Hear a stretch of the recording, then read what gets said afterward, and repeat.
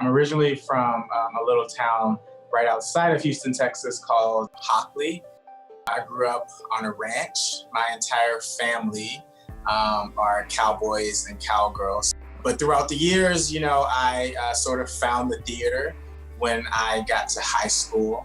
And in finding the theater, I sort of finally found a place where I felt this community, this connection of people who were just open and loving and fun. It was my sophomore year when I found stage management. My high school theater director, Carrie Wood, she pulled me aside one day and she told me, she said, "I want you to stage manage our next production." She said, "You have a way of making people listen to you without yelling." And that is something that has stuck with me all throughout my career and my life. And Mr. Woods, her husband, was also a part of the program. They kind of pushed me to want to attend college for stage management. Even so much so that they drove me to Lincoln, Nebraska for the International Thespian Festival. And then through that is where I met Peter Sargent, the late, great Peter Sargent. There was something special about Webster, something special about Peter and the way he spoke to me and the way he kind of saw something in me at such a young age. And I knew from that moment, I was like, I have to go to the school, even before I was accepted to the school. There was something that was so exciting about starting something fresh. And I think that's why I was able to thrive so much at Webster. I was given free rein to just be me, and I love that.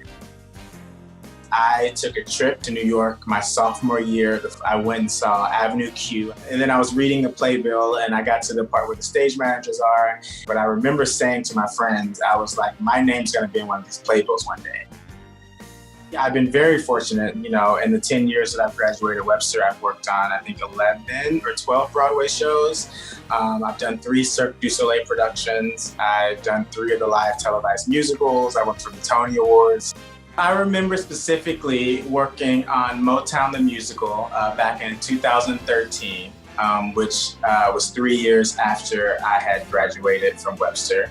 I experienced a lot of firsts on Motown, and that was the moment I realized that I was living my dream. Motown was the first time where I felt like I was actively a part of the team. But working on Motown was also the first time that I had done a show in New York where everybody around me looks like me.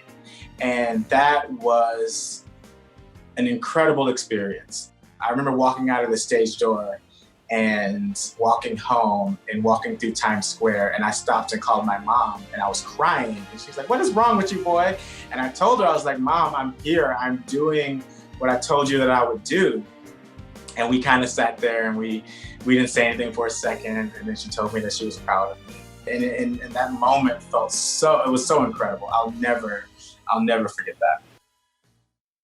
2 of the biggest things that I enjoy doing is inspiring young kids, young students, particularly young Black students, to chase their dreams. And the other thing is advocating for people who feel like they don't have a voice. It's taken me a long time to realize that I have a voice. And once I finally realized that, it was like a light bulb went off. Whether it's speaking out against injustices or racism, or just lending a hand to someone who's afraid to talk about something. So it's always nice to be recognized or to be seen by someone, and particularly by Webster, because Webster is where it all started for me. And the recent passing of Peter Sargent last year and celebrating the 50th anniversary, it had been so close to him. This is even more of an honor. It sort of feels like Peter's saying, "I'm proud of you." It sort of feels like, Peter's saying, "You're on the right track. Keep going."